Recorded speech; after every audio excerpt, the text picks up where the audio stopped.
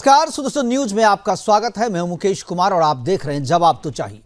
जवाब तो चाहिए में आज हम बात करेंगे मुंबई में फिल्म अभिनेता सैफ अली खान पर बांग्लादेशी घुसपैठिए के हमले की और उस हमले का दिल्ली के चुनाव पर पड़ने वाले प्रभाव की।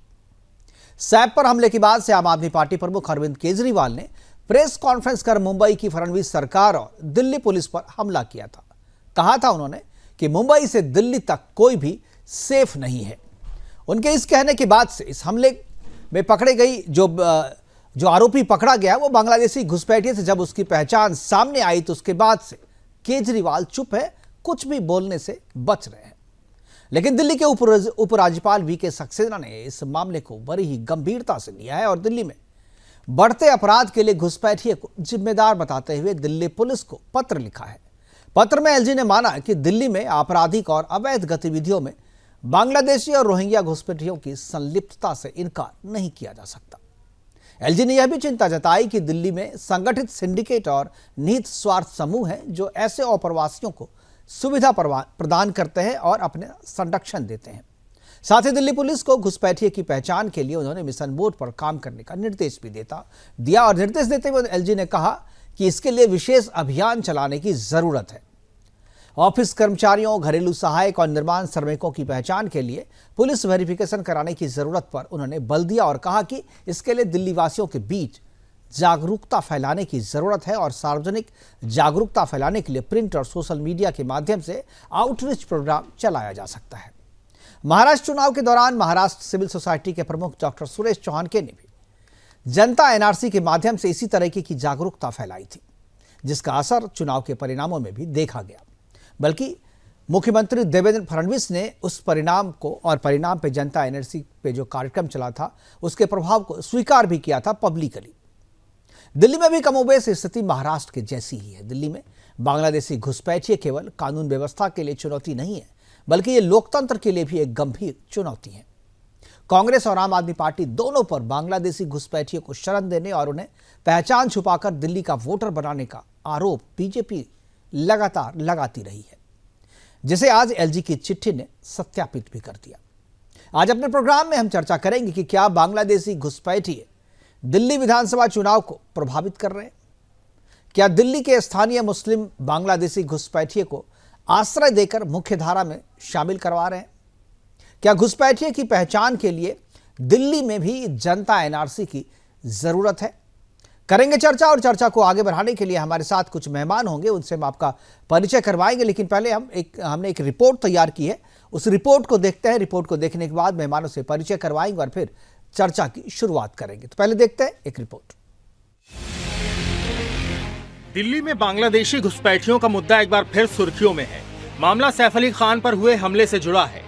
हमला होते ही अरविंद केजरीवाल ने इसे राजनीतिक रंग देने की कोशिश की, लेकिन जैसे ही ये पता चला कि हमलावर बांग्लादेशी घुसपैठिया है, आम आदमी पार्टी के संयोजक अरविंद केजरीवाल ने चुप्पी साध ली। घर के अंदर घुस के कोई चाकुओं से हमला कर दे तो ये वहां की राज्य सरकार और केंद्र सरकार के ऊपर बहुत बड़े प्रश्न चिन्ह खड़ा करता है। अब मैं अरविंद केजरीवाल से एक सवाल पूछना चाहता हूं कि जिन रिश्तेदारों को तुम बचाने की कोशिश कर रहे थे वही अगर उस आरोप में पकड़े जा रहे हैं तो अरविंद केजरीवाल बताए ना क्यों रोहिंग्या और बांग्लादेशियों को पालने का काम करते हैं। उस दिन जब प्रेस कॉन्फ्रेंस करके बड़े हिमायती बनकर निकले थे आप, अब आपको जवाब देना चाहिए। आम आदमी पार्टी पर पहले से ही आरोप लगते रहे हैं कि वो अवैध बांग्लादेशी और रोहिंग्या मुसलमानों को दिल्ली में शरण देती है। उन्हें वोटर आईडी और आधार कार्ड मुहैया कराए जाते हैं ताकि चुनावी फायदा उठाया जा सके। लेकिन इस बार सैफ अली खान पर हुए हमले ने इस मुद्दे को और गर्मा दिया। आरोपी जिहादी शहजाद मुंबई पुलिस की गिरफ्त में है। एक बांग्लादेशी घुसपैठिया जिसने भारत में अवैध तरीके से प्रवेश किया और अपराध किया। वहीं दिल्ली में पुलिस ने हाल ही में एक विशेष अभियान चलाया था, जहां अब तक 9000 संदिग्धों की पहचान की जा चुकी है, जिनमें 500 से ज्यादा बांग्लादेशियों के होने का शक है। दिल्ली पुलिस ने भारतीय विशिष्ट पहचान प्राधिकरण UIDAI से दस्तावेजों की जांच के लिए मदद मांगी। कई दस्तावेज फर्जी पाए गए और 6 बांग्लादेशियों को पहले ही डिपोर्ट किया जा चुका है। यह अभियान राजधानी में जनवरी के अंत तक चलेगा। दिल्ली आज रोहिंग्या और बांग्लादेशी घुसपैठियों से त्रस्त है, जिसकी गंभीरता को समझते हुए और एक्टर सैफ अली खान पर हुए जानलेवा हमले के घुसपैठिया एंगल को देखते हुए दिल्ली के एलजी वीके सक्सेना ने मामले पर संज्ञान लिया, जिन्होंने दिल्ली पुलिस कमिश्नर को चिट्ठी लिखकर मिशन मोड में कार्रवाई के निर्देश दिए। उन्होंने साफ कहा कि बांग्लादेशी घुसपैठिए न केवल दिल्ली के सुरक्षा तंत्र के लिए खतरा है, बल्कि स्थानीय लोगों के रोजगार भी छीन रहे हैं। रेस्टोरेंट, निर्माण स्थलों और घरेलू कामों में ये अवैध रूप से काम कर रहे हैं। उपराज्यपाल वीके सक्सेना ने अपनी चिट्ठी में घुसपैठियों की पहचान के लिए जागरूकता अभियान चलाने की बात कही, ताकि कोई भी व्यक्ति इन्हें काम पर रखने से पहले उनकी जांच करे। आज भारत समेत राजधानी दिल्ली से घुसपैठियों के अपराध और अवैध गतिविधियों की खबरें लगातार सामने आ रही हैं, लेकिन इस पर केजरीवाल की चुप्पी कई सवाल खड़े करती है। क्या ये उनकी वोट बैंक की राजनीति का हिस्सा है? दिल्ली के मौजूदा चुनावी घमासान में बांग्लादेशी घुसपैठियों के मुद्दे ने राजनीतिक सरगर्मी को तेज कर दिया है। बीते महाराष्ट्र के चुनाव में भी ये एक बड़ा चुनावी मुद्दा रहा, जिस पर बीजेपी लगातार सख्त कार्रवाई की मांग करती रही। अब देखना दिलचस्प होगा कि दिल्ली की जनता आने वाले चुनाव में किसके साथ खड़ी होती है। Bureau report, Sudarshan news.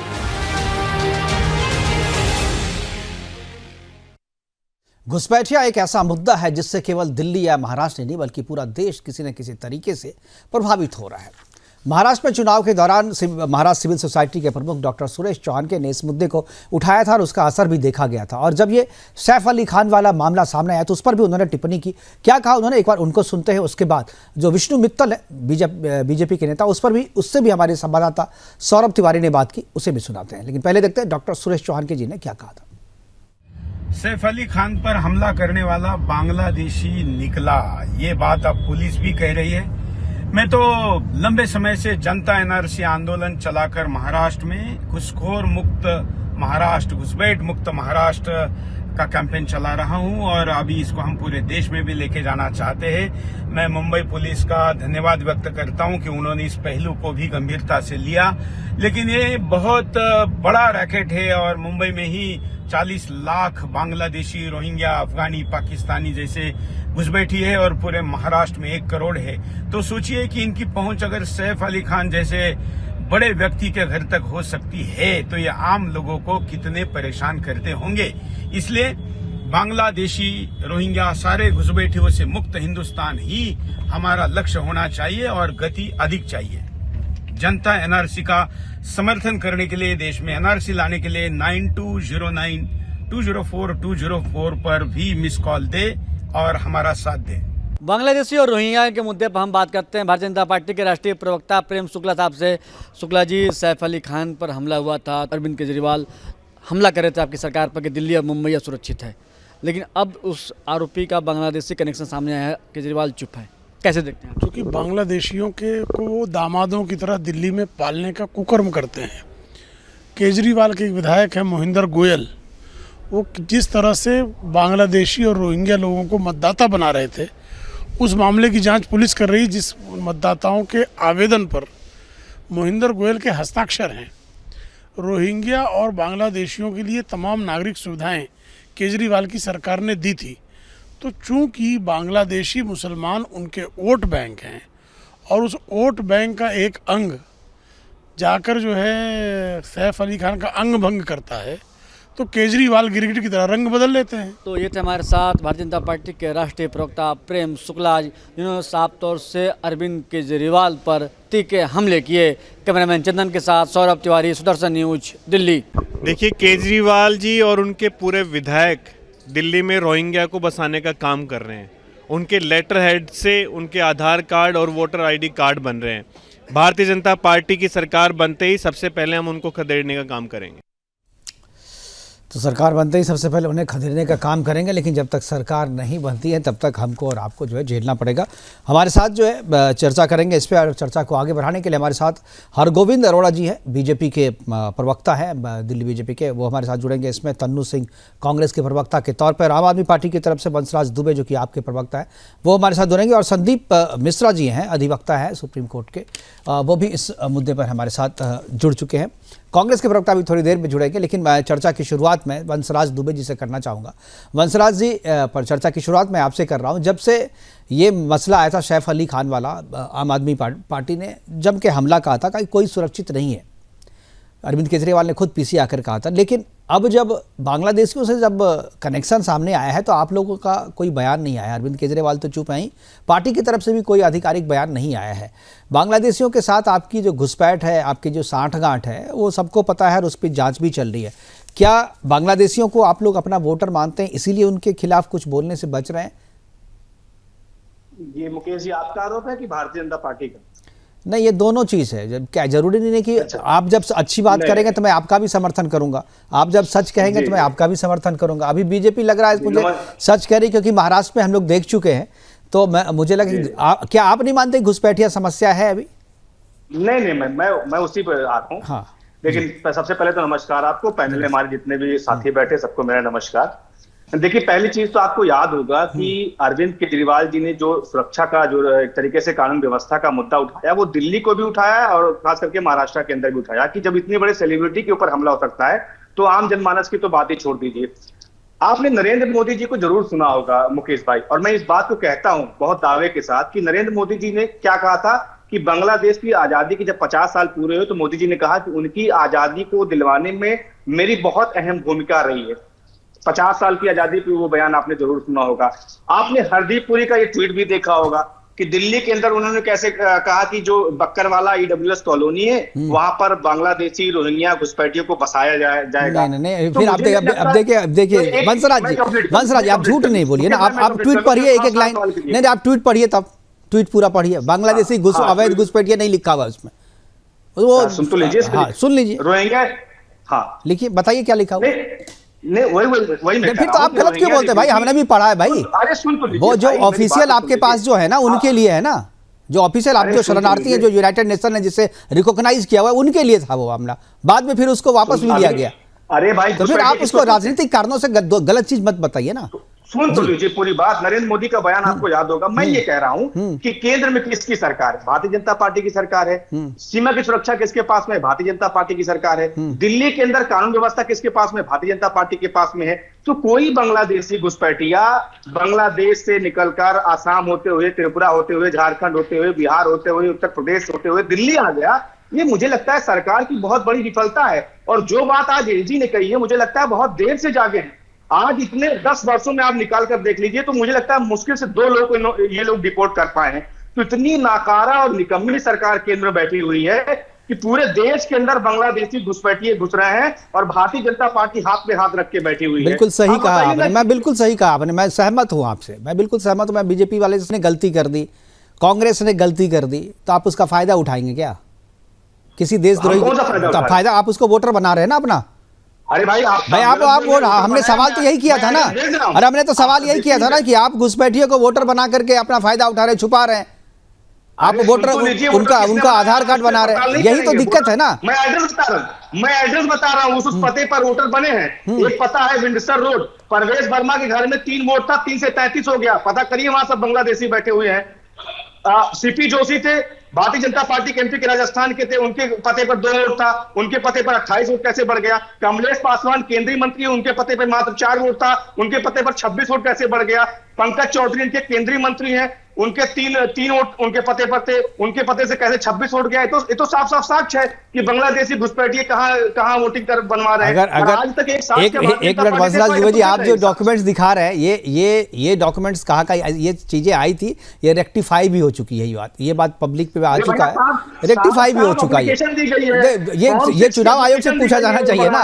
ये चुनाव आयोग से, देखिए, चुनाव आयोग से पूछा जाना चाहिए। और हम लोग पूछे भी, जिस दिन ये सामने आया था पूछा गया था, और ये रेक्टिफाई भी किया गया है। और ये सवाल चुनाव आयोग से पूछा जाना चाहिए था। और आपने भी कितने वोट, अपना तो बताइए, जो आपने कितने फर्जी वोट बनवाए आप बताइए ना। वही तो मैं कह रहा हूं, आप एक साथ दिखा दीजिए कि आम आदमी पार्टी ने किसी बांग्लादेशी घुसपैठिए का वोट बढ़वाया हो। तो हम तो साफ आपको साफ तो आप जो कह रहे हैं कि 3 से 33 हुआ, तो 30 क्या बांग्लादेशी घुसपैठिए? ये बताइए ना, वो बांग्लादेशी घुसपैठिए हैं, इसका सबूत दीजिए ना, इसका सबूत दीजिए ना। 3 वोट से 33 वोट जो हो गए, दरअसल वही बांग्लादेशी है जो भारतीय जनता पार्टी के नेताओं के घर पे बने हुए हैं। आपने नहीं सुना था सदन के अंदर कैसे जेपी नड्डा ने पूर्वांचली और यूपी बिहार के लोगों को घुसपैठिया बांग्लादेशी कह दिए थे? हम लोग को बहुत पीड़ा हुई इस बात पे। तो मुझे लगता है कि जिम्मेदारी केंद्र सरकार की, मुकेश भाई, और इसमें आप ठीक है, आप जो आदमी पार्टी किसी, ठीक है, आपने जो कहा 10 वर्षों से सरकार है आपके अंदर, केंद्र सरकार आपकी है, सीमा सुरक्षा आपके पास में, रक्षा मंत्री आपका है, दिल्ली पुलिस आपकी है। आप क्या कर रहे हैं? घास छीलने के लिए बैठे हुए 10 सालों से। भाई इनके पास था, जब से आया तब से फेंसिंग करवा रहे हैं ना। अब कांग्रेस के जमाने में कोई घुस गया तो अब उसके लिए तो बीजेपी जिम्मेदार नहीं है ना। कांग्रेस ने घुसवाया, बीजेपी फेंसिंग करा रही है, आम आदमी पार्टी फायदा उठा रही है। भाई कांग्रेस ने घुसवाया, बीजेपी फेंसिंग करवा रही है और आम आदमी पार्टी उसका वोट बैंक बना रही है। तीनों की भूमिका जनता नहीं, यही तो हो रहा है। संदीप मिश्रा जी कुछ बोलना चाह रहे हैं। संदीप जी, तो मैं उसके बाद जाऊंगा हरगोविंद जी के पास। संदीप जी। आम आदमी पार्टी के प्रवक्ता बंसराज दुबे जी को कुछ चीज बताना चाहता हूँ। 17 नवंबर 2, 14 दिसंबर 2, 4 जनवरी 5, 6 जनवरी 9, 7 जनवरी 14 इतने बांग्लादेशी घुसपैठी अरेस्ट हुए हैं पिछले 3 महीने में और 175 सस्पेक्ट हैं। इतनी बात तो रिकॉर्ड पे आ गई कि जो कहा जा रहा था कि हाथ पे हाथ रख के बैठी, तो हाथ पे हाथ रख के बैठी नहीं है। तो मैं बंसराज दुबे जी से कहना चाहता हूं, क्या आप मानते हैं कि ये जो कार्यवाही हो रही है बहुत अच्छी हो रही है और आप इसका पुरजोर समर्थन करते हैं? निश्चित तौर पे ये अच्छा है और आम आदमी पार्टी का एक कार्यकर्ता इस कदम को अच्छा उठाता है, अच्छा ठहराता है। लेकिन आप सोचिए ना कि अगर 3 महीने के अंदर आप मात्र 7 लोगों को आपने पकड़ा है, 12 सालों से आप सत्ता में बैठे हुए हैं, जब दिल्ली चुनाव आया तब आप इस पे कार्रवाई कर रहे हैं। 12 सालों से हमारे देश के अंदर घुस के हमारा अधिकार खा रहे हैं। चलिए, देर आए दुरुस्त आए। हरगोविंद अरोरा है हमारे साथ बीजेपी की बात करने के लिए। बीजेपी जी, हरगोविंद जी, क्यों भाई 3 महीना में इतना कम परफॉर्मेंस बड़ा बुरा है आपका, और चुनाव के पहले क्यों जागे हैं, पहले से क्यों नहीं जागे? वंदे मातरम जी, वंदे मातरम। सैफ भी सेफ नहीं। आज उन्हें तैमूर और अब्दुल हमीद के बीच का अंतर भी पता लग गया होगा। ये घुसपैठी है ना, बस एक ही उल्लू काफी है बर्बाद गुलिस्तान करने को। हर शाख पे उल्लू बैठा हो, अंजामे गुलिस्तान क्या होगा। दिल्ली में जब इनके विधायकों ने ठप्पे मार मार कर उनको नागरिक बनाया, उनकी गारंटियां ली, मतदाता सूचियों में उनके नाम आए, मामला उजागर हुआ, तो उपराज्यपाल दिल्ली के उन्होंने तुरंत एक्शन लेते हुए कार्रवाई की। देश का नागरिक होने के नाते सभी राजनीतिक दलों का, देखिए राजनीति एक अलग है, चुनाव अलग है। आम आदमी पार्टी क्या वो जिम्मेवार पार्टी नहीं है? ये उस अभियान में इनको साथ नहीं देना चाहिए? क्या ये भारत माता के सपूत नहीं है? और अभी इन्होंने बात की बांग्लादेशियों के वोट भारतीय जनता पार्टी। अरे साहब, बांग्लादेशियों के वोट भारतीय जनता पार्टी को आप देश के 5 साल के बच्चे से भी पूछ लेंगे ना, तो वो भी आपको बता देगा कि बांग्लादेश घुसपैठिया भारतीय जनता पार्टी को वोट नहीं देगा। वो किसको वोट देगा वो उन्हें मालूम है। और बांग्लादेश जैसे घुसपैठियों के वोट से आने वाली सत्ता को तो भारतीय जनता पार्टी चिमटे से भी नहीं छूना पसंद करेगी। ये देशभक्तों की पार्टी है। और आप ही के विधायक, क्या वो झूठ है? अगर झूठ है तो आप उसको साबित कीजिए। अरे साहब, देश पहले देश, फिर आप सत्ता की मलाई तभी तो खाओगे। ये अल्पमत में षड्यंत्रकारी हैं, बहुमत में आक्रमणकारी हैं, ये आप जान लीजिए। और जो लोग हिंदुओं पर हो रहे बांग्लादेश में अत्याचारों का मजा ले रहे थे, आज वही घुसपैठिए उनकी पिटाई कर रहे हैं। तो अब आप बताइए, क्या वो इनके भाई हैं? जवाब आपको देना ही पड़ेगा, नहीं तो दिल्ली की जनता आपको जवाब दे देगी। बिल्कुल। तन्नू जी अब हम हमारे साथ हैं कांग्रेस की प्रवक्ता के रूप में। तन्नू जी, सब लोग कह रहे हैं जो कि भाई बीजेपी के पास है बीएसएफ, बॉर्डर सीमा सुरक्षा बीजेपी के पास है, तो जो घुसपैठिए आए हैं तो उसमें जो है केंद्र सरकार का रोल है, केंद्र सरकार रोक नहीं पाई। बात सही है, लेकिन जब ये घुसपैठिए आए तब केंद्र में आपकी सरकार थी, तो घुसपैठिए को लाने का, देश में छूट देने का ये जो आरोप है, ये आप पे एक्चुअल जो है ये आरोप कांग्रेस पे लगता है। तो कांग्रेस, आपने भी इसको वोट बैंक के रूप में इस्तेमाल किया है, कांग्रेस भी इस्तेमाल किया, और कांग्रेस के ही वोट बैंक पे खड़ी हुई है। आम आदमी पार्टी तो उन्हीं के वोट बैंक का ये भी इस्तेमाल कर रही है। तो इसके लिए जो आप लोग जो बीजेपी पे आरोप लगाते हैं कि बीजेपी रोक नहीं पा रही है, तो दरअसल आपने घुसाया क्यों, ये सवाल तो आपसे पूछा जाना चाहिए था ना। बीजेपी तो अब फेंसिंग करके रोक रही है। देखिए, मोदी जी जब से सत्ता में आए हैं वो सिर्फ पिछली बातें कर रहे हैं। इनको इमरजेंसी भी याद आ रही है, इनको राजीव जी, सोनिया जी सब याद आ रहे हैं। लेकिन मैं आपको बता देती हूँ कि जो कहते थे कि बॉर्डर में सुरक्षा, कड़ी सुरक्षा है, वहां पर आप वहां पर देखिए कि सीमा हैदर नेपाल के रास्ते से आ जाती है। और उसका प्लान कौन बनाता है? सचिन, एक आम व्यक्ति। तो जब एक आम व्यक्ति बॉर्डर पार कर कर भारत में घुस सकता है, तो आप क्या अपेक्षा रखते हैं कि बांग्लादेशी घुसपैठिए नहीं घुस पाएंगे जो पूरी प्लानिंग के साथ यहाँ पर आते हैं? मुझे लगता है कि एक नागरिकता संशोधन कानून बना था जिसमें ये कहा गया था कि पाकिस्तान, अफगानिस्तान और बांग्लादेश से जो लोग 31 दिसंबर 2014 से पहले आ चुके हैं, उन लोगों को यहाँ नागरिकता मिलनी चाहिए।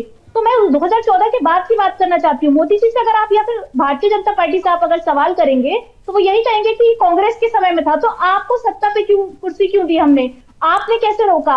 आज देखिए आप दिल्ली के अंदर 2014 के बाद जो घुसपैठिए आएंगे उसी के लिए जिम्मेदार मोदी सरकार को आप ठहराएंगी ना, कि 2014 के पहले जो आए उनके लिए ठहराएंगे? 2014 के बाद कितने आए? 2014 के बाद तो रोकने के प्रयास हो रहे हैं ना। आपने फेंसिंग के लिए किसी बीएसएफ की तरफ से भी कहा गया कि फेंसिंग के लिए केंद्र सरकार ने कभी भी उनको इजाजत ही नहीं दी। ये सुरक्षा का मामला है। अगर आप घुस ही जाते हैं, आप देश के अंदर आ जाते हैं, घुसपैठिए घुस जाते हैं, उसके बाद आप उन्हें पकड़ते, ये फायदेमंद नहीं है। आप बॉर्डर पे क्यों नहीं रोक पाते? कि आपकी यही सवाल तो मैं पूछ रहा हूँ भाई, बॉर्डर पे आपने घुसवा दिया ना, तभी तो बीजेपी की सरकार नहीं थी ना जब वो आए थे अंदर। आपको क्या लगता है कल के आए हुए हैं क्या? कल के आए हुए हैं वो? जी संदीप जी, और अफगानिस्तान के 2014 से पहले के आए हुए हैं, उनको यहाँ पर नागरिकता मिलनी चाहिए। तो उनसे तो तकलीफ ही नहीं है। उनको ये तकलीफ इस बात से है कि 2014 के पहले वाले मुद्दे पर राजनीति करनी। संदीप जी मैं आ जाऊंगा आपके पास, आपकी जरा तनु जी को पूरा कर ले दीजिए। तनु जी हाँ बोलिए। 2014 के बाद से जो लोग आए हैं उन पर सवाल न पूछे, इसलिए मोदी जी 2014 से पहले की बातें करते हैं। तो मुझे लगता है कि जो अब रोहिंग्या घुस रहे हैं, अब बांग्लादेशी घुस रहे हैं, तो अब कहाँ घुस रहे हैं ये तो बताइए। अब तो कोई घुस नहीं रहे भाई, अब तो वहां पर बॉर्डर पे गोली मार दिया जा रहा है। अब तो बॉर्डर पे जो प्रयास कर रहा है उसकी हद बीएसएफ वाले उसे उड़ा दे रहे हैं। तो देखा कैसे सीमा हैदर आराम से सीमा हैदर की बात आप कर रहे हैं तनु जी, मुझे बड़ा बचकानी बात लग रही है ये। सीमा हैदर की बात आपको यहाँ करनी नहीं चाहिए। सीमा हैदर जो एजेंसी के सामने है, हमारे आपके सामने, सब कोई जानते हैं वो क्या है, और वो वोट बैंक बना करके आपको वोट नहीं दे रही है वो किसी को। तो उसका केस सबके सामने है, एजेंसी के सामने है, वो सरकार के रिकॉर्ड पे है, वो सरकार के रिकॉर्ड पे है। उसका सीमा हैदर जो भी है वो सरकार के रिकॉर्ड पे है। घुसपैठिए वो है जो सरकार के रिकॉर्ड पे नहीं है। इसी तरीके से जो आम आदमी पार्टी के जो प्रवक्ता कह रहे थे कि हरदीप पुरी ने अपार्टमेंट बना दिया है, अपार्टमेंट उनके लिए था जो यूनाइटेड नेशन से जो शरणार्थी का दर्जा पाए हुए हैं और यहाँ पर ऑफिशियली रह रहे हैं, उसकी जानकारी सरकार को है, उसके बारे में था वो। आप उसको गलत तरीके से पेश करके आप जो है भ्रम फैलाते हैं। अगर सीमा हैदर जब दिल्ली एंटर करी थी तब सरकार को नहीं पता था, जब वो दिल्ली पहुंच गई तब सरकार को पता चल रहा है। तो घुसपैठिए हुई ना, तो दूसरे दिन ही पता चल गया ना, दूसरे दिन पता चल गया ना, घुसी तो पता चल गया ना। हाँ तो चल गया ना पता। और आपके यहाँ आप लोग तो घुसवाते थे, बिठवाते थे, वोट बैंक बनवाते थे। वोटर आई कार्ड ले लो, राशन कार्ड ले लो, आधार कार्ड ले लो, ड्राइविंग लाइसेंस ले लो, सब चीज ले लो, शादी भी करवा दो, बच्चे भी पैदा करवा दो, वोट बैंक भी बढ़ा लो, रिजर्वेशन दे दो, नौकरी दे दो, सब चीज तो आपने। वो जो भी खा पी रहे हैं, जो भी नौकरी कर रहे हैं, वो आपके और हमारे हक की खा रहे हैं ना। आप लोग ये क्यों नहीं सोचते? आप एक वोट की खातिर जो है, आप एक जो यहाँ का जो नागरिक है, भारतीय नागरिक है, उसका हक भी तो मार रहे हैं ना आप। अभी बॉर्डर से जब घुसपैठिए घुसते हैं तो वो भारतीय जनता पार्टी जिन राज्यों में शासन में, उन राज्यों से होते हुए गुजरते हैं और दिल्ली पहुंचते हैं। केजरीवाल जी इस पर मोहर लगाकर उनको वोट बैंक की तरह इस्तेमाल करते हैं। तो मुझे लगता है कि इसमें दोनों दोषी हैं, केंद्र सरकार भी और राज्य सरकार भी। तो ये सवाल मोदी जी से बिल्कुल। और आप कांग्रेस दोषी नहीं है, जिसने देश में घुसवाया वो दोषी नहीं है, राज्य में जो घुसवाया वो दोषी है आपके हिसाब से। देखिए बांग्लादेश से भारत आ गया, ये दोषी नहीं है जिसने करवाया, लेकिन पश्चिम बंगाल से झारखंड से दिल्ली आ गया, तो फिर आपको लग रहा है कि वो दोषी है। दोषी वो भी है क्योंकि उन्हें भी पकड़ लेना चाहिए, लेकिन सबसे बड़ी दोषी आप हैं। जब घुसपैठिए की जानकारी नहीं है तो किस ईयर में घुसा ये कैसे पता लगेगा? वो तो घुसपैठिए को पकड़ने के बाद ही पता चलेगा ना। घुसपैठिए के पकड़ने के बाद ही पता चलेगा जो उसके पास जो डॉक्यूमेंट्स है उसने कब बनवाए, किससे बनवाए, सारे पता चल रहे हैं ना। आम आदमी पार्टी के विधायक वजह ना मोहिंदर गोयल के साइन मिल रहे हैं उनके डॉक्यूमेंट्स पे। अगर बीजेपी गवर्नमेंट जो सरकार चल रही है उनके राज में आए तो फिर बीजेपी दोषी है इसके लिए। चलिए आप चीजों को समझ नहीं रही है मुझे। जी वंशराज जी, मैं आप ही के पास आ रहा था, बोलिए। देखिए पहली चीज तो अभी सीमा हैदर पे बात हो रही थी, मुझे लगता है बड़ी तकलीफ होगी भाजपाइयों को, क्योंकि भाजपाइयों ने सीमा हैदर को भौजी बना लिया, फौजाई बना लिया था। अब अगर आप भौजाई आने के बाद खुद एक वीडियो जारी करके कह रही हैं कि मैं ऐसे ऐसे बॉर्डर पार करके आई हूं, उसके बाद देश को पता चला। एक सवाल मुकेश भाई जरूर आया था अभी, उस सवाल में मुझे लगता है खास करके उत्तर प्रदेश के बच्चे सब बेचारे फेल हो गए। सवाल ये था, जनरल नॉलेज का सवाल था, सामान्य ज्ञान का सवाल था कि बांग्लादेश की आजादी का नायक कौन है। एक ऑप्शन था शेख हसीना, दूसरा ऑप्शन था नरेंद्र मोदी। जिन जिन बच्चों ने लिखा टिक मारा शेख हसीना पे, उनका सवाल गलत हो गया। जिन जिन बच्चों ने टिक मारा नरेंद्र मोदी पे, उनका जवाब सही हो गया। तो बांग्लादेश की आजादी का नायक हमारे दादा। ये सवाल आम आदमी पार्टी का था क्या? नहीं, अरे भाई आपने स्पीच नहीं सुनी क्या नरेंद्र मोदी जी?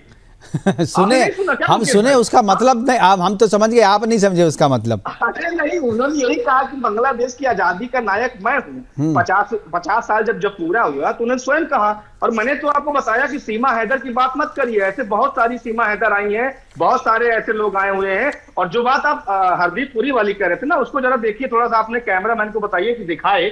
इसमें बहुत स्पष्ट लिखा गया रोहिंग्या।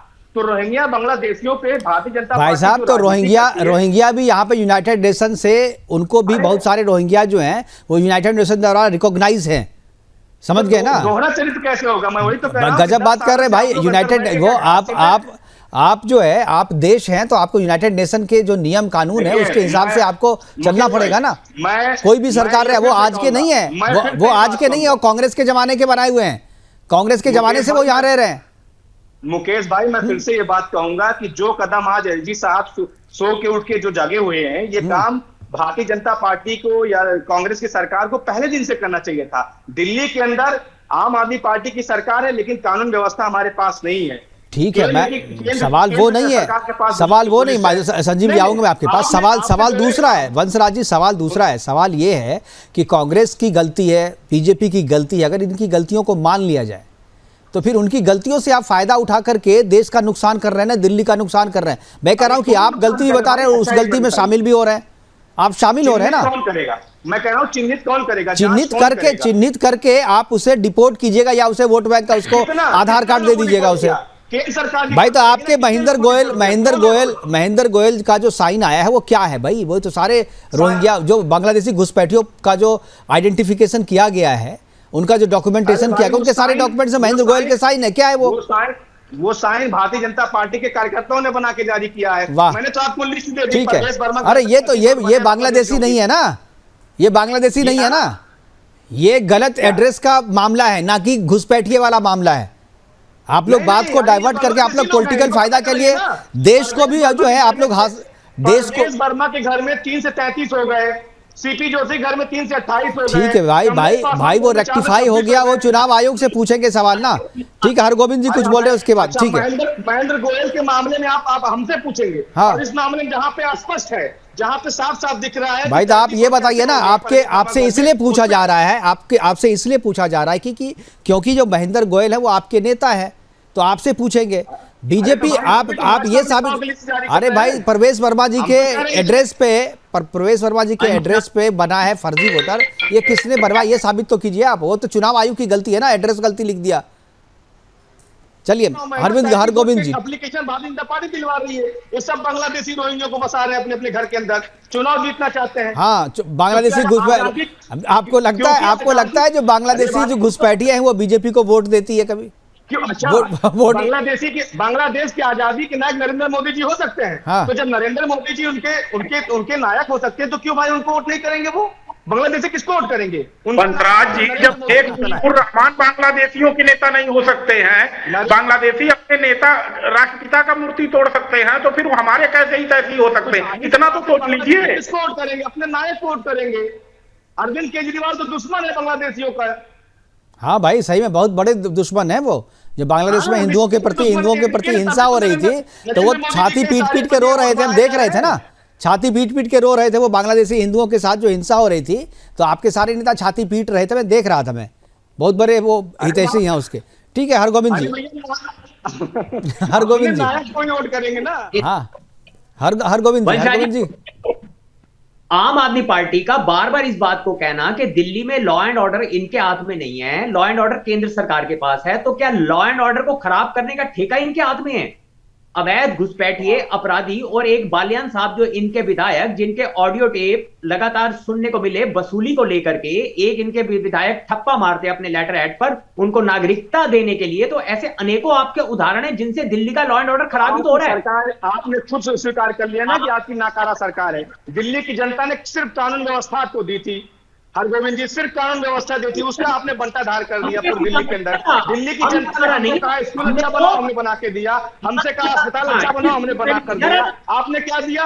आपने सिर्फ दिल्ली के लोगों को गाली दिया, उनको मुफ्तखोर कहा, उनको कहा कि ये जो है रेवड़ी खा रहे हैं। आज उसी रेवड़ी बात में पहुंच गए।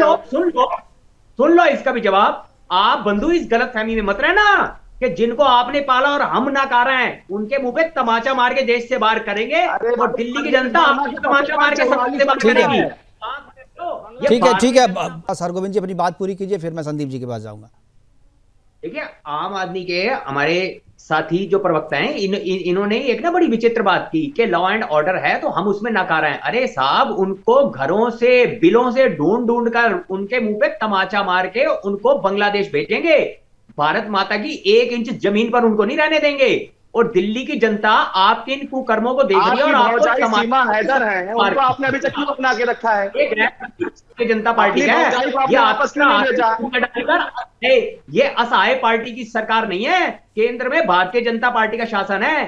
0 टॉलरेंस है घुसपैठ के लिए और देश के गद्दारों के लिए। देश का गद्दार कोई भी होगा, वो भारत माता की सीमा से बाहर होगा। वो बिल्कुल, चलिए मत करिए ना। ठीक है, संदीप जी कुछ बोलना चाह रहे थे। जी संदीप जी। मुकेश जी, एलजी साहब का जो लेटर है उसमें आप कई चीज पे गौर करिएगा। आरडब्ल्यूए को इन्होंने लिखा है, कंस्ट्रक्शन कंपनियों को लिखा है। क्यों? क्योंकि उनके लिखने का सीधा सा मकसद है कि जहां पर लालची जनता होती है वहां चोर राजा बनता है। सीधी सी बात मैं कह रहा हूं। बिल्कुल। क्यों? क्योंकि सस्ता लेबर जो है हर बिजनेसमैन को चाहिए, हर गृहिणी को भी चाहिए, हर किसी को चाहिए। आप इस बात से इनकार नहीं कर सकते कि आज आरडब्ल्यूओ में मेड का काम करने वाली ज्यादा से ज्यादा बांग्लादेशी हैं और वो किसी और को काम करने भी नहीं दे रही हैं लोकल लोगों को। तो इन सब बातों से अगर हमको समझना है तो हमें यह कार्यवाही दिल्ली तक सीमित नहीं रखनी है। हमें नोएडा और गुरुग्राम, आपका जैसा सुदर्शन न्यूज का अप्रोच रहता है, आप एजेंसी से कहिए, गुड़गांव की भी एजेंसी से कहिए, कमिश्नरेट से कहिए, नोएडा कमिश्नरेट से भी कहिए और गाजियाबाद से भी कहिए कि सभी लोग जो है अपने यहाँ पर बांग्लादेशियों की पहचान करें। क्योंकि चुनाव के समय में ऐसा हो सकता है कि सारे बांग्लादेशी फरीदाबाद, गुरुग्राम या नोएडा या गाजियाबाद भाग जाएं और जैसे ही 5 फरवरी की तारीख बीते फिर ये वापस चले आए। बिल्कुल, तो इसलिए इन सब जगहों पे इनकी धरपकड़ होनी चाहिए। एलआईयू को भी अलर्ट रहना चाहिए कि कोई बांग्लादेशी दिल्ली के आधार कार्ड वाला या परिचय पत्र वाला नोएडा या गुरुग्राम में आकर के तो नहीं बैठ रहा है। क्योंकि इसके मोडस में कहीं न कहीं आम आदमी पार्टी के और कांग्रेस के सभी लोग उसको सपोर्ट कर रहे हैं। तो ऐसे में बहुत मुश्किल होगा इन लोगों को पकड़ पाना। तो मेरा यही आपसे रिक्वेस्ट है। बिल्कुल सही कहा। वैसे देखिए, कानून तो संदीप जी पहले से बना हुआ था ना, वेरिफिकेशन। जो आज एलजी ने जो पत्र लिखा है वेरिफिकेशन के लिए, तो जैसे जो किराएदार आप रखते हैं तो उसका वेरिफिकेशन होता है। जो आप आरडब्ल्यूए में जो नियम बनाए कि जो बाई आपके यहाँ काम करने के लिए काम वाली आती हैं तो उसका भी वेरिफिकेशन तो होता ही, लेकिन क्या जो लोग उसको करवाते नहीं थे। तो अब मुझे लग रहा है कि जो एलजी साहब ने कहा है कि जागरूकता होनी चाहिए, तो ये तो चीज़ होनी ही चाहिए। और इससे मुझे लगता है कि आम आदमी पार्टी भी जो है इसको आगे बढ़ाना चाहिए। बंसराज जी, क्या आपको लगता है कि जो एलजी ने पत्र लिखा है, जो चिंता जाहिर की है, ये चिंता जायज़ है और इस चिंता पे आप लोगों को भी काम करना चाहिए? क्योंकि ये तो हमारे और आप पार्टी के लेवल से ऊपर उठ करके देश का सवाल है।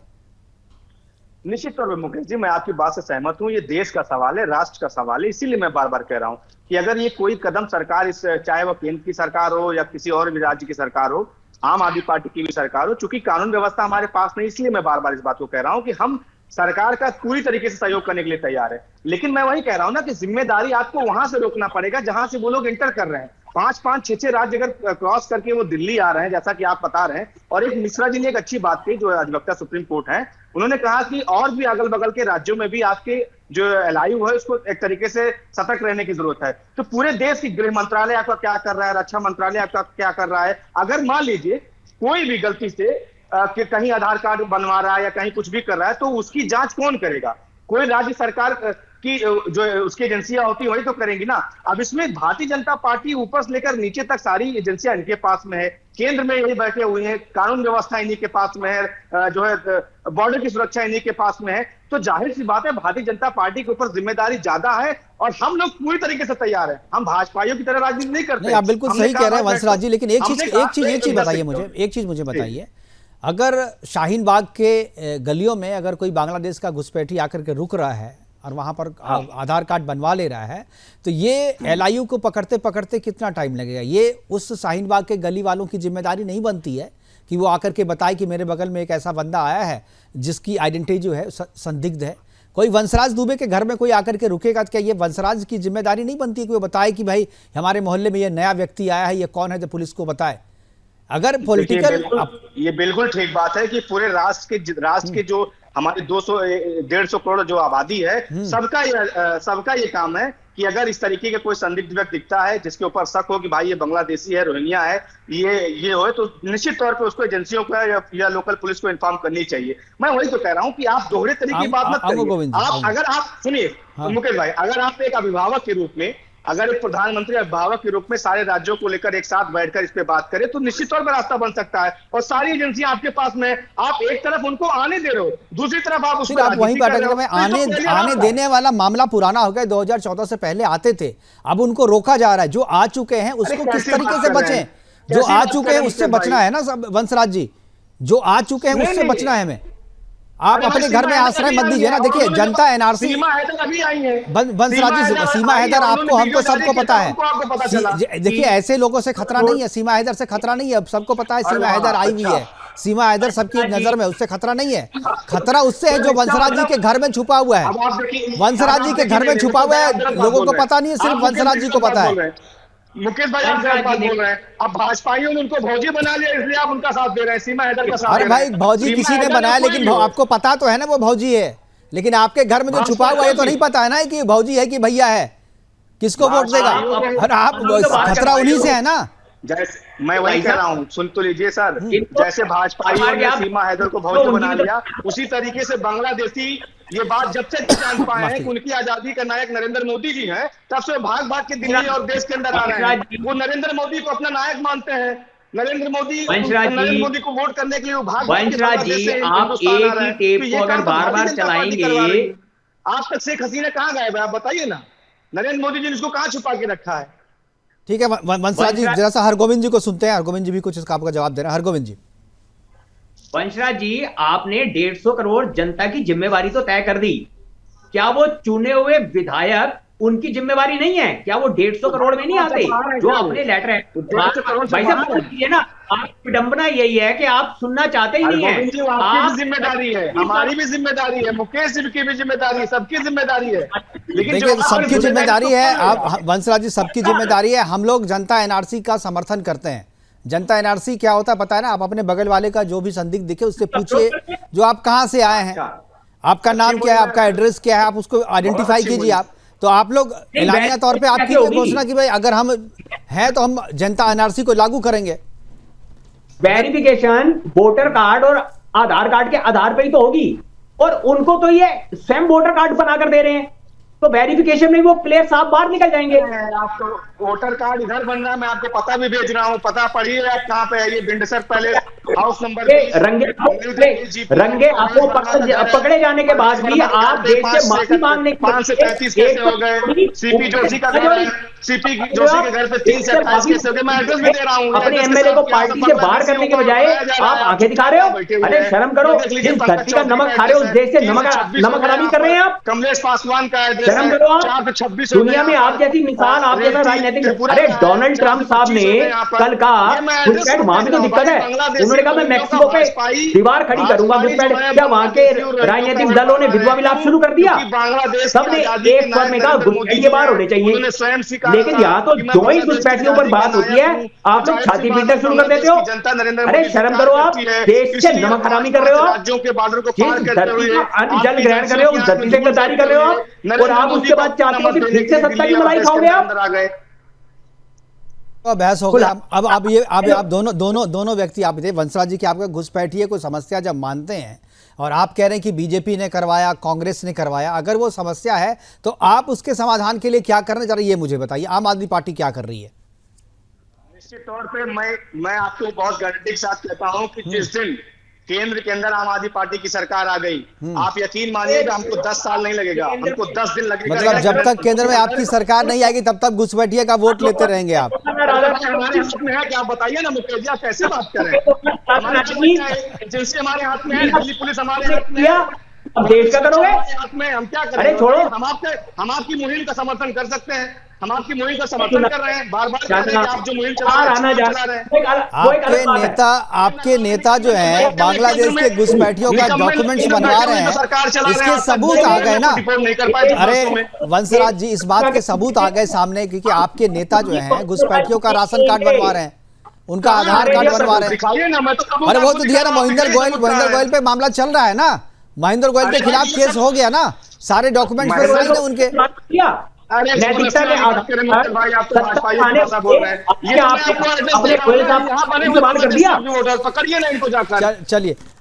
चलिए ठीक है, हमारे पास समय की कमी है। मैं आखिरी कमेंट के लिए संदीप जी के पास जाता हूँ। संदीप जी ये बताइए, ये जो महेंद्र गोयल की बात आ रही है, महेंद्र गोयल के डॉक्यूमेंट्स पे साइन, इनको क्या हो सकता है कानूनन, क्या सजा हो सकती है अगर आप किसी घुसपैठिए का डॉक्यूमेंट्स बनवाते हैं और इंटेंशनली बनवाते हैं?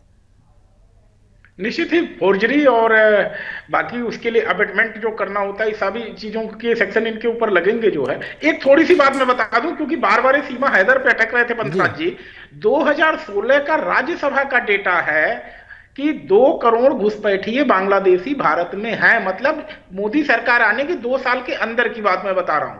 और 2004 में कांग्रेस ने कहा था कि 1.2 करोड़ घुसपैठिए हैं, लेकिन जब उसको लगा कि उसके वोट बैंक नाराज हो रहा है तो उस डेटा को उसने वापस ले लिया। तो इन सब बातों से तो यही लगता है कि बंसराज जी भले रो रहे हैं या समर्थन कर रहे हैं, लेकिन पर्दे पीछे अंदर ही रो रहे हैं, खुद ही फंस चुके हैं। ये ऐसे मुद्दे में फंसे हैं जिसमें बोल ही नहीं सकते। अगर बांग्लादेशियों के साथ खड़े हो जाएंगे तो इनके लिए समस्या खुद खड़ी हो जाएगी कि बाकी राज्यों में अपना जनाधार खोने लगेंगे। तो इसलिए आने वाले चुनाव में इस बात को बिल्कुल देखिएगा कि बांग्लादेशी घुसपैठियों की कार्यवाही का असर नतीजों पर भी आएगा। इस बात को हम सभी को नोट करना चाहिए। जो है केंद्र सरकार ने क्यों नहीं कोई लिस्ट जारी की? 16 के बाद लिस्ट जारी करनी चाहिए थी, कितने लोग और बढ़ गए? वो आप बताइए ना, 16 के बाद तो बढ़े नहीं है ना, वही आंकड़े हैं। 16 के बाद से इक्के दुक्के बढ़े होंगे, लेकिन आमतौर पे सीमाएं सील हो रही है, सीमाओं पे फेंसिंग की जा रही है और वहां पर बीएसएफ एक्टिव है। बीएसएफ पहले भी एक्टिव थी, लेकिन सरकार की तरफ से उन्हें कहा जाता था कि भाई आप उन्हें थोड़ा ढील दे दीजिए, वो अपने लोग हैं। तो अपने लोग कह करके घुसवा रहे थे कि उससे फायदा कांग्रेस को भी था, उससे आम आदमी पार्टी को भी हो रहा। हालांकि तभी आपको नहीं हो रहा था, तभी तो कांग्रेस अपने लिए कर रही थी। कहते हैं कि मैं उनकी आजादी का नायक हूं। मुकेश भाई आप बयान पता नहीं आप कहां से पढ़ते हैं। आप वंशराज जी, आप कौन सा डिक्शनरी पढ़ते हैं, कौन सा टीवी देखते हैं जो हम लोगों को कहीं दिखता नहीं? वही आपके अलग से आप भेजिए मुझे, आप मुझे भेजिए जरा, मैं भी सुनना चाहता हूँ। अब जो आप कह रहे हैं ना, जरा भेजिए, आप भेजिए, हमारे गेस्ट कोऑर्डिनेटर को भेजिए, आप हमारे गेस्ट कोऑर्डिनेटर को भेजिए, मैं भी सुनूंगा जो आप कहां से सुन जी। आप भेजिए, मैं सुन करके फिर मैं आपसे बात भी करूंगा। ठीक है, हमारे साथ जुड़ने के लिए वंशराज जी आपका, संदीप मिश्रा जी आपका, हरगोविंद जी आपका और तन्नू सिंह जी आपका बहुत बहुत धन्यवाद। आप जुड़ी और इस महत्वपूर्ण चर्चा में आपने हिस्सा लिया। लेकिन जो घुसपैठिए का जो मुद्दा है, घुसपैठिए का मुद्दा जो है केवल चुनाव तक ही नहीं, चुनाव के बाद भी रहेगा। और जब तक सारे घुसपैठियों की पहचान नहीं हो जाती है और पहचान करके इन्हें देश से बाहर भेज नहीं दिया जाता है, तब तक ये मुद्दा रहेगा। और सुदर्शन न्यूज़ तब तक ये मुद्दा जो है चलाता रहेगा, उठाता रहेगा। और ये केवल महाराष्ट्र या दिल्ली की बात नहीं, बल्कि देश के बहुत सारे ऐसे राज्य हैं जहां पर ये घुसपैठिए आते हैं और जिन भी राज्यों में चुनाव होते हैं वहां पर ये पलायन करके जाते हैं और एक साथ जो है वहां पर वोटिंग करते हैं। इसलिए एक राष्ट्र एक चुनाव का जो मसला है, अगर ये भी आ जाता है तो इससे भी घुसपैठिए की समस्या जो है वो थोड़ी हद तक ठीक हो जाएगी। क्योंकि ये जब भी वोट डालेंगे, अगर एक ही समय चुनाव होगा तो वो किसी एक ही राज्य में जो है अपना अवैध वोट डाल सकेंगे। फिलहाल अभी के लिए इतना ही, दीजिए इजाजत, नमस्कार।